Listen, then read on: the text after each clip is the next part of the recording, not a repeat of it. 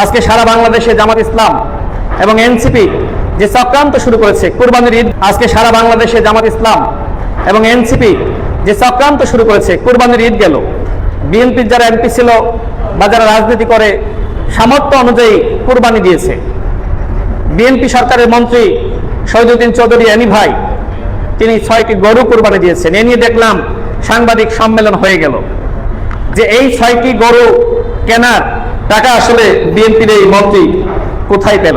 আপনারা নিশ্চয়ই সামাজিক যোগাযোগ মাধ্যমে দেখেছেন যে জামাতের একজন এমপি গরু কুরবানি দিয়েছেন। আরেকজন জামাতের প্রার্থী ছিলেন, তার নাম অধ্যক্ষ মোহাম্মদ বেলায়েত হোসেন, তিনি 100টি গরু কুরবানি দিয়েছেন। জামাত ইসলামের এই যে এমপিরা এবং এমপি প্রার্থীরা তারা এত গরু কুরবানি দিল, এই টাকা নিয়ে কেউ প্রশ্ন তুলছে না। তাহলে আমার প্রশ্ন হলো, জামাত এনসিপির নেতারা তারা কি তাহলে জান্নাতের টাকায় এত গরু ছাগল কুরবানি দিয়েছে?